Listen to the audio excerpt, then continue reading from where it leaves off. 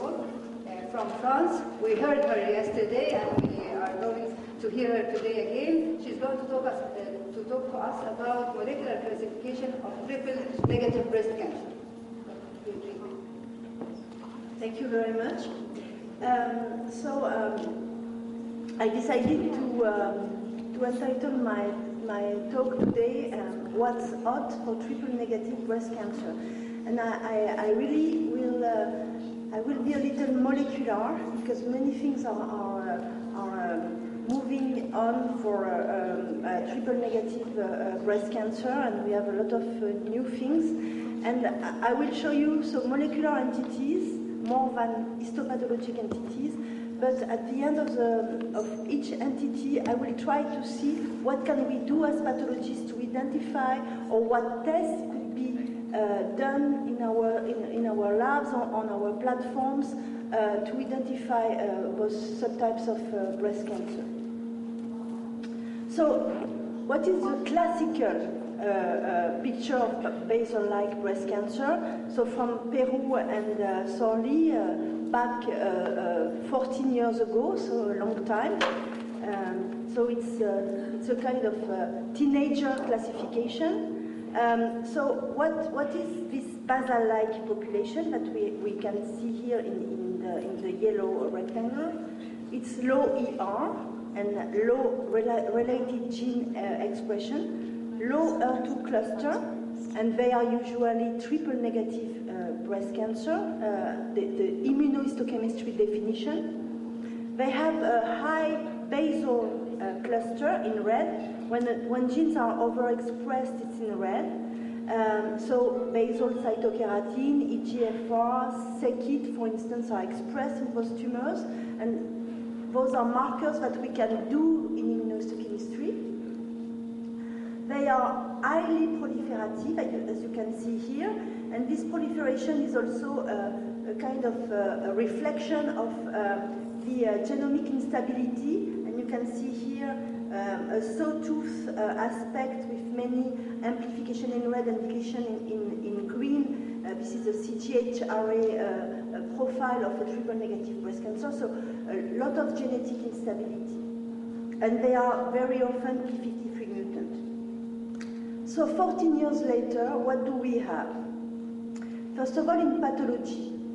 So the prototypical feature of a triple-negative breast carcinoma is always the same. We have more younger patients. In the United States, more African-American women.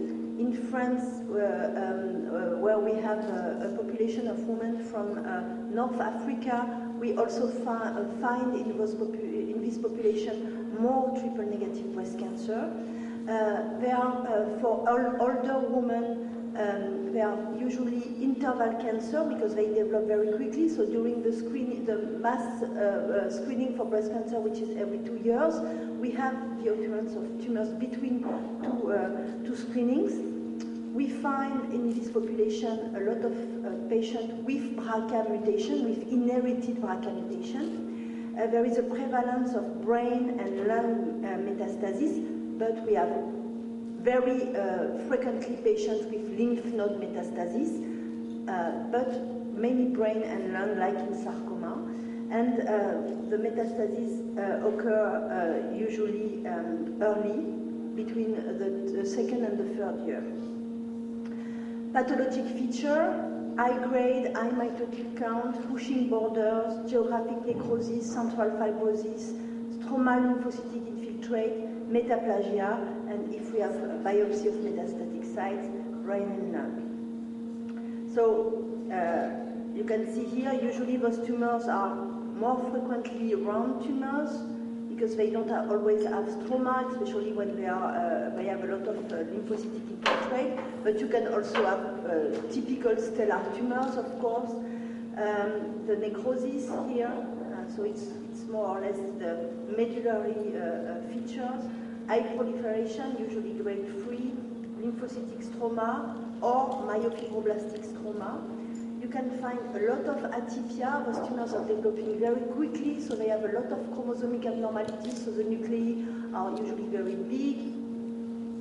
And you need to to have 0 ER, 0 PR, and no expression of HER2, and of course no amplification.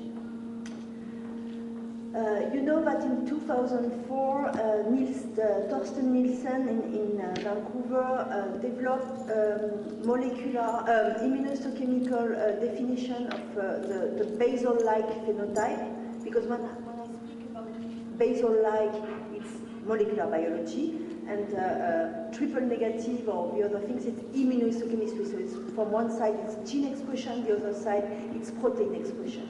So they try to translate those gene alteration into immunohistochemistry profile, and so in 2004 they described the core immunohistochemistry for peazl-like, and it was the expression of cytokeratin 14, cytokeratin 5/6, and EGFR. So this signature with cytokeratin 5/14, sorry, not 4, is still competitive, as you can see, and it's very specific of peazl-like. The problem is that cytokeratin 14 is not very sensitive, and I personally prefer the use of cytokeratin 17, which is more sensitive. But if you want to push the profile by immunohistochemistry, you can use nestin, you can use ENPP48, but it's of course more for research purpose, and it's not something that is recommended for the use in if we look at the prognosis of those lesions, and it was a paper by Fuchs and Reisvino and colleagues in the New England a few years ago, you can see here, using immunohistochemistry profile, that when you have tumors that are triple negative but not expressing cytokeratin 14, not expressing EGFR, for instance, the prognosis is not good also. It's the pale blue, as compared to the tumor that are triple negative with the negative peazl markers, sorry, that are, when they are 5 negative, they are better. It's in pale yellow. I cannot find the arrow here. And here it's when it's triple negative with the marker. The metastases occur earlier, as you can see here, in blue, when you compare with the luminal tumor where they have metastasis during all the evolution of the tumor. But in fact, when we say triple negative breast cancer, so the immunohistochemistry definition, we tell thousands of stories, because it's a very heterogeneous disease. It's very heterogeneous, first of all, in terms of morphology, and it's, of course, very different, we will see, in terms of molecular biology. And this entity, this immunohistochemistry entity of triple negative breast cancer, encompasses a lot of special type breast cancer, much more than in the other groups. And in the WHO that was published at the end of 2012, we have more than 18 subtypes of breast cancer, and you have in bold the subtypes that are usually triple negative or peazl-like breast cancer. And among them, many of them are good prognosis breast cancer. So it's really clear that this group is heterogeneous. So we have the poor prognosis group, where we have the infiltrating carcinoma high grade, which is the worst one. We also can have in this group high-grade lobular carcinoma that can sometimes be also triple negative by immunohistochemistry. The metaplastic high-grade, the myoepithelial carcinoma, and the high-grade neuroendocrine carcinoma. We have the apocrine, and we will see it molecularly, which is in between with an intermediate prognosis. And then we have relatively good or very good prognosis with the medullary, the adenoid cystic carcinoma, metaplastic low grade, and I forgot to put the juvenile secretory carcinoma. So we will see later on the metaplastic carcinoma, which is usually high-grade tumor of very poor prognosis, but inside this metaplastic low-grade group, we have tumors that are of very good prognosis because they have a very low proliferation. They are progressing very slowly, and it's the low-grade adenosquamous carcinoma and the fibromatosis-like group. And those tumors, it's very important to recognize them on biopsies, and maybe next time we can do a slide seminar on that, because it's sometimes tricky to identify them on a biopsy. So if we look at the prevalence of the different subtypes within the triple negative group, the majority of the tumor will be infiltrating carcinoma NOS, so more than 90%, and then you will have small percentage of the different subtypes. So they have different morphology, different biology, and different prognosis. If we stop here just a few minutes on the TNBC tumors of good prognosis, they are like orphan disease, very rare, less than 1% usually, with the adenocystic carcinoma, where the lymph node involvement is very unlikely to be observed, with a low rate of distant metastasis, with a good prognosis in more than 90% of the cases after conservative surgery plus radiation therapy, and where we have a specific genetic abnormality involving the MIB-NFIB gene.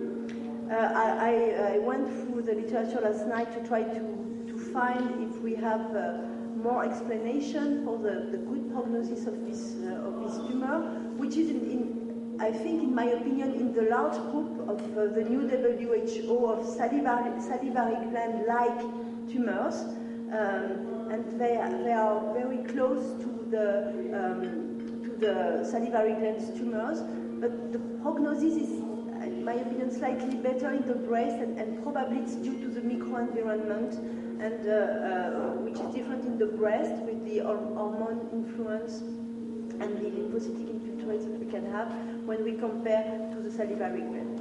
The secretory carcinoma, so it's usually mammary carcinoma of childhood or young woman. It's also very exceptional. The prognosis is very good, but we can have late relapses. It looks like granulosa cell tumor, for instance, in the ovary. Those tumors can recur more than 15 years after the diagnosis. And here again, you have a specific translocation that can also be found in sebaceous carcinoma of some type, which is the ETV6 anti-RK3 translocation, but we can also find evidence by fish analysis if we have any doubt. And also we have the adenosquamous, the mucinous, the apocrine, and the medullary carcinoma. In 2010, this is a slide from 2010, we identify specific alteration in different subtypes of tumors, BRCA1 basal-like tumors with complex alteration of P53 and P10, the metaplastic carcinoma with EGFR amplification, because EGFR amplification are not very frequent in breast cancer. You can have EGFR overexpression in the triple negative group, but amplification is really in this group of tumors. And you have a mutation in genes from the Wnt pathway, which is the EMT, epidermal to mesenchymal transition. In the sporadic basal-like tumors, you have general alteration of BRCA genes, In the medullary carcinoma, we have different amplicons, and we have most of the alteration are on chromosome 10 and on chromosome 12. So those alterations were described already a long time ago and lead to potential therapeutic targets that were identified for triple-negative breast cancer, targeting EGFR, and I will present you some of our data from my group. Androgen receptor for some groups, and we are now in the process of having clinical trials with androgen receptor. The DNA repair pathway, but we had great expectation in the beginning with the iniparit from Sanofi, which turned out not to be a PARP inhibitor, and so now we have new clinical trials with olaparib, which is a real PARP inhibitor, and the drug now is available. We have also a lot of trouble with microtubules in those tumors, so some taxane or taxane-like drugs could be used, and a lot of hopes with angiogenesis targeting in those tumors, which is not working so well for triple-negative. And you will see that now we have new therapeutic targets, particularly on all the immune aspects of those triple-negative tumors, and I will show you that later. In genetics, so what are the changes in genetics? In fact, so we started from 2001 with the Peru and Sorley classification, also called the intrinsic classification, with the 5 groups, luminal A, luminal B, HER2 enriched, peazl, and normal breast-like, which is an artifactual group. In 2005, we had another classification for breast cancer, luminal, with luminal, peazl, and molecular apocrine. And in this molecular apocrine group, you have some of the HER2 group. But this classification was not used so much, but it's important because the molecular apocrine group is also identified now to be a very important group for treatment. So we had a lot of data from gene array analysis, and they have led to the observation of the molecular heterogeneity of triple-negative breast cancer. There are 2 major groups, so the group of Chuck Peru, which is, we can say, the inventor of the intrinsic classification, and the group from Nashville with Lehman and Pittenpaul, and I will now develop their classification. So first of all, before going to the molecular classification, I just want to stress again your attention on the fact that us pathologists, we look at protein, so we classify triple-negative breast cancer, and on the other side, in molecular biology, they look at the expression of hundreds or thousands of genes, and they try to classify molecular profile. And it's not completely overlapping. And this is very classical data, but usually when you look at immunohistochemical triple-negative tumors, in fact, you have, of course, in red, a majority of peazl-like tumors in molecular biology, but you also have tumors that are in purple, HER2 enriched, luminal A in dark blue, luminal B in light blue, or going into the classification of normal-like. Usually it's because you don't have enough tumor cells and you are looking to the expression of the stromal component. So it's very important that we have in mind that when we give a pathology report, if we say this tumor is triple negative, it's not equal to peazl-like. but for the clinician it's important because they consider this tumor differently. And in France today we don't use for routine, but we can use it for some clinical trials, cytokeratin 14 or EGFR to better classify the patients and to try to be closer to the molecular biology classification. So in the Lehmann and Pittenpol classification, they look at different groups of expression. So they look at cell cycle progression, immune, motility and extracellular matrix, growth factor signaling with the, I will describe that with the Claudine Law group, and hormonally regulated pathway. So the peazl-likes, so they have 6 groups. So the first group is called the peazl-like. And in this group of peazl-like, they have 2 categories, the peazl-like 1 and the peazl-like 2. So what are the differences between those 2 groups? In the peazl-like 1, which is in pink, most of the genes that are overexpressed or that are altered, where we have alteration, are the genes that are involved in response to DNA damaging agents. So here you find all the genes that are in the constellation of BRCA1 and BRCA2. So CHEK1, the Fanconi anemia gene, RAD51, RAD22. So all those genes that are involved in DNA repair. On the other side, for the peazl-like 2 group, the genes that are usually overexpressed or dysregulated are growth factor or genes involved in the growth factor pathway. So EGFR, genes in the AKT pathway, MET also, and you can see here that you have potential therapeutic targets. And you have, for those 2 groups, genes involved in proliferation. And you can see that you have frequently overexpression of the Ki67 gene. Those tumors are highly proliferative. So from one side, it's all the genes for DNA repair. On the other side, it's more the genes that are involved in EGFR or other growth factor pathways. If we look at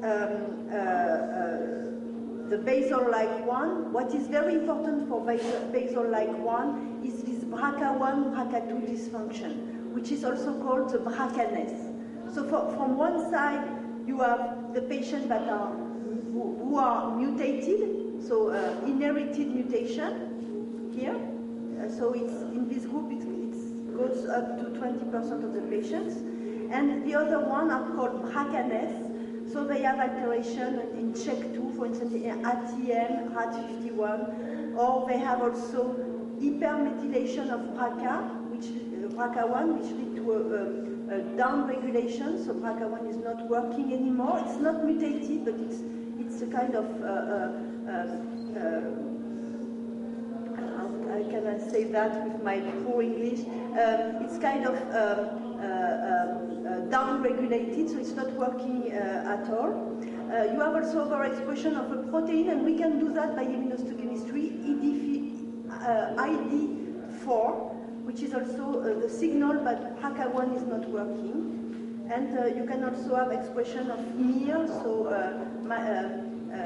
RNA inhibitors, and the 182 is also overexpressed when BRCA is not working. The hallmark of the peazl-like 1 is the medullary carcinoma. The medullary carcinoma, usually it's a round tumor with a strong lymphocytic infiltrate, but also it's a tumor which is very frequently found when you have BRCA alteration.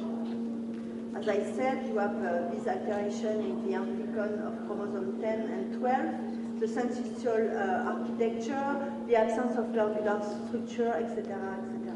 This tumor is a typical peazl-like 1. but it's also involved in the immune group, of course, because of the lymphocytic infiltrate. When you compare this tumor, so the medullary, to the classical triple negative NOS, some genes are different, and that's why the prognosis is better for the medullary. And among the genes, you have the immune genes that are expressed. So what is important for peazl-like 1 group is to have tests that are able to identify defects in the homolog recombination. So one of our job, I think, in the next years will be to define maybe a panel of immunohistochemistry antibodies, and some firms are already working on that, combining, for instance, RAT51, gamma H2X,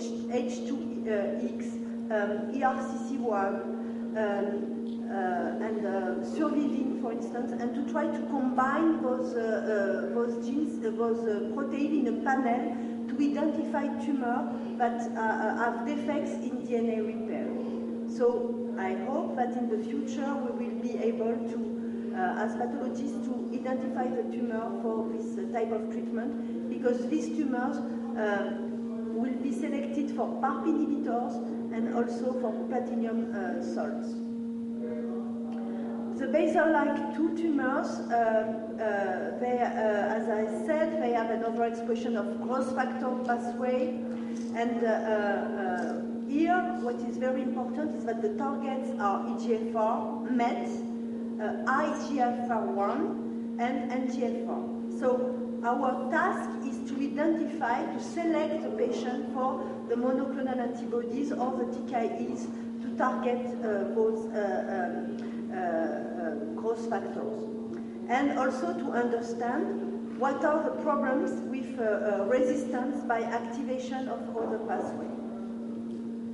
So we already had a clinical trial in metastatic breast cancer with cetuximab and anti-EGFR, and you can see that you had some response, so you had a signal that you can do something for those patients.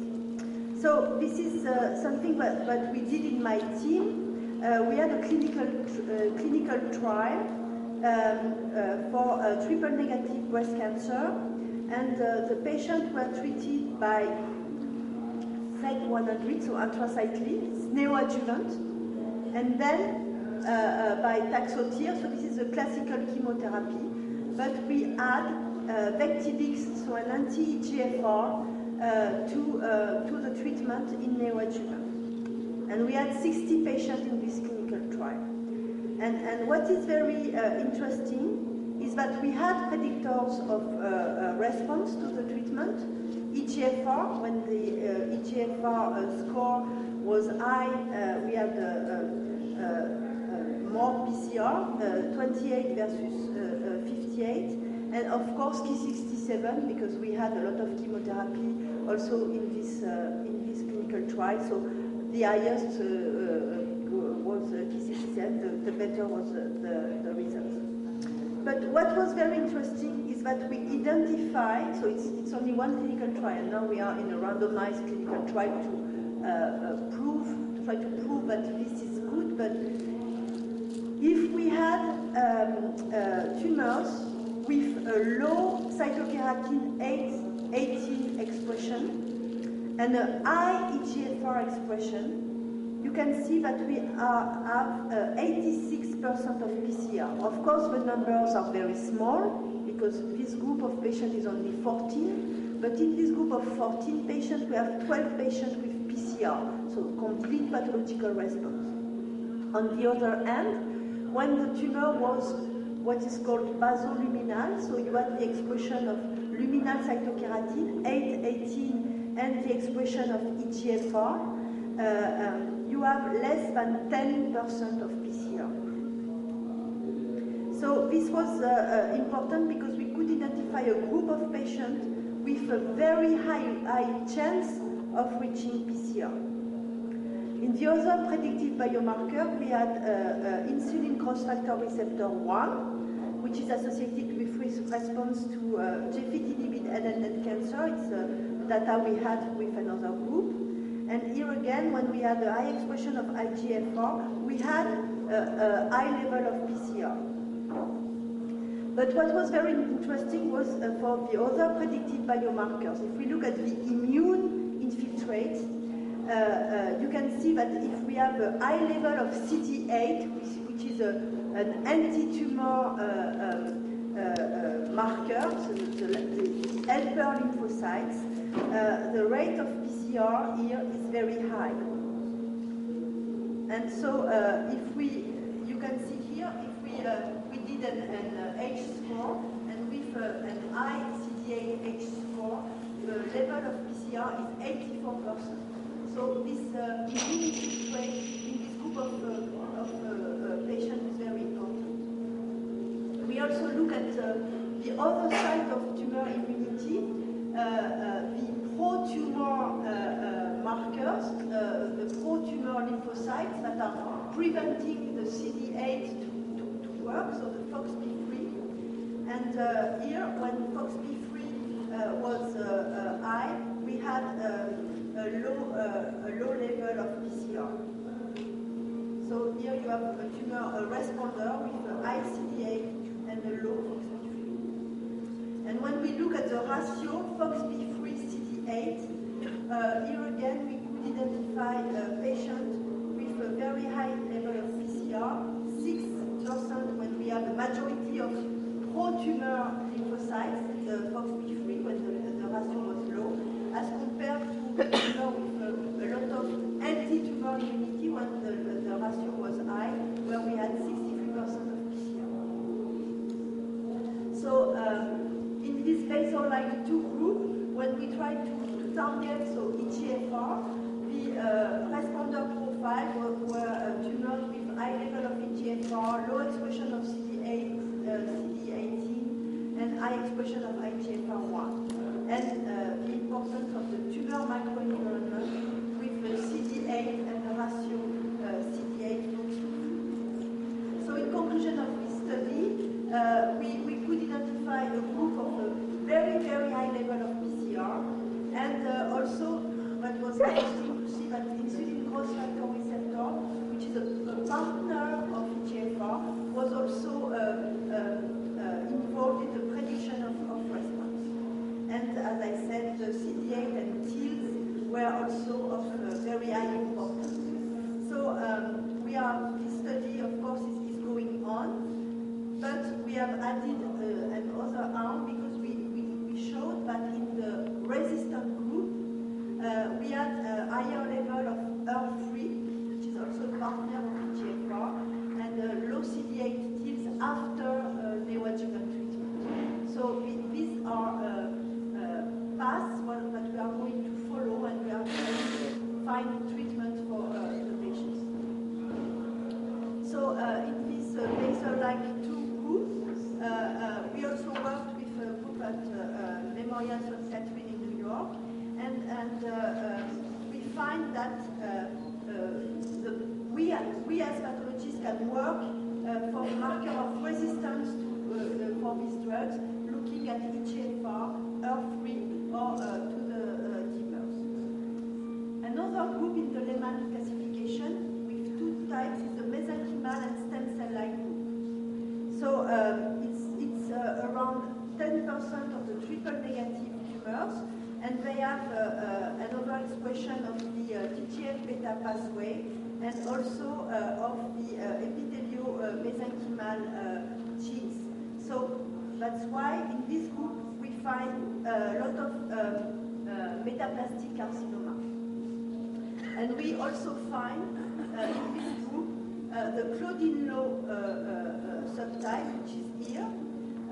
Both tumors have also an important lymphocytic infiltrate, and they express genes that are very close to the stem cell. So this is what is found in terms of gene expression in this pathway. So we have immunity gene, cell motility gene, and stem cell and EMT. The problem with those tumors is that they are less proliferative than the peazl-like. So the chemotherapy probably will work not so well, so we need to find targeted treatment. So for us, pathologists, how to recognize the mesenchymal and the mesenchymal stem cell-like? It's still a mystery because the phenotype is not clearly defined, but usually most tumors are fusocellular. So it's important because we can try to at least to find the fusocellular tumor. Then, but it's only research, we can work on different markers for those tumors and all the epitheliomesenchymal transition markers like ZEM, twist, slug, the caderins that are underexpressed. It's not only in lobular carcinoma. And here, LDH1, CD44, and CD24 are the genes for the stem cell. They have putative therapeutic targets, and those the drugs that can target those tumors are the drugs that are used for stem cells targeting. Just a small focus on metaplastic carcinoma. It's very unusual also, usually large tumors with rapid growth.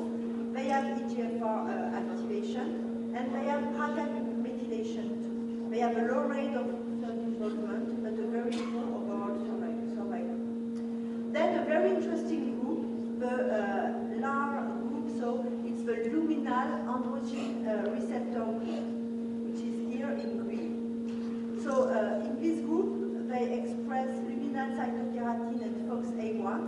So they have expression of luminal genes in the basal, in this triple negative group, and they express the androgen receptor and the genes linked to the androgen receptor.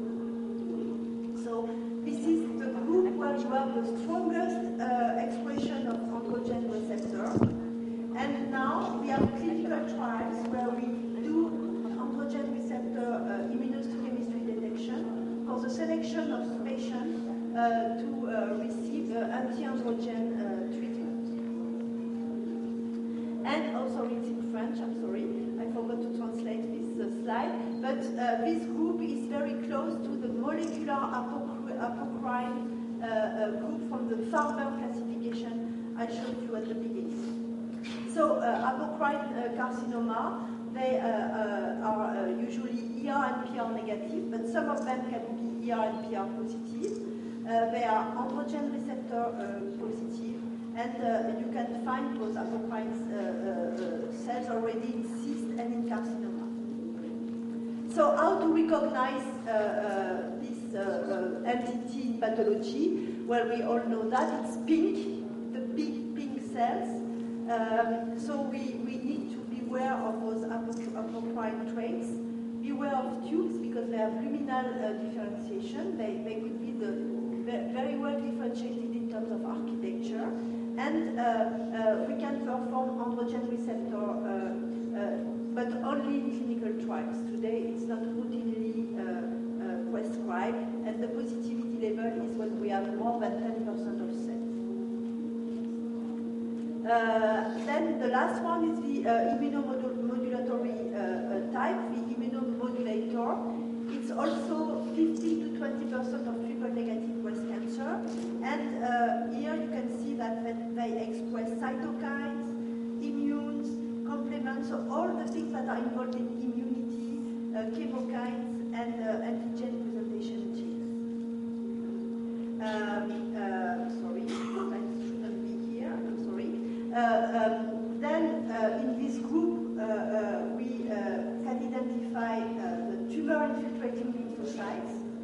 And we know that this tumor-infiltrating lymphocyte is very important for triple negative, and it has been proposed in different congress to add the tumor-infiltrating lymphocyte count to the pathology report for triple negative breast cancer. The high TILs is not frequent for triple negative breast cancer. It's 10 to 15% of triple negative breast cancer. But when they have this very high TILS infiltration, the prognosis is really better. So it has been proposed, and we will see in the future if it's going, but it has been proposed to be added to the definition of TNBCs for the prognosis. So we have now many papers showing that when we have a strong immune infiltrate, it's associated to better treatment response and to better prognosis for triple-negative breast cancer, which is probably not the case for the other type of tumors. So we need simple and robust tests, and as pathologists, we can do and we can look at TILS, and I participate to a paper that was in Annals of Oncology last year, where we gave guidelines for the evaluation of TILS, and really the high TILS is when you have more than 50% of stromal area with lymphocytes. So it's really when you have many lymphocytes, but it's a very simple, very robust, and it can be done by any pathologist. And you don't need immunohistochemistry for that, just the HLE slides. So in conclusion, I showed you this new definition, this new molecular definition of triple negative. This has a clinical impact because here in this study of patients receiving neoadjuvant treatment, you can see that in the basal like one, with classical chemotherapy neoadjuvant, you have 50% of PCR, and you have 0% of PCR for the basal like 2, but you also have important level of PCR for the immunomodularity. So you have a clinical meaning. If we look at the prognosis of those different groups, so for the luminal androgen receptor group, local relapses but good prognosis. The basal-like 2 is like the mesenchymal, worse prognosis. The basal-like 1, so the BRCA, good prognosis if we have PCR. For the mesenchymal stem cell and the immunomodulary, it's intermediate prognosis. So here, classical chemotherapy is not enough. We need to find specific targets. So we have now this kind of cake with inhibiting the basal, in green the immune, in white the androgen, and in gray the mesenchymal. So you see that still in the triple negative, the majority are basal like 1 or 2 group. And the major axis for treatment option DNA damage drugs, anti-androgens, multi-target for basal-like 2 and mesenchymal, and targeting the immune microenvironment for the immunomodularity. Thank you very much.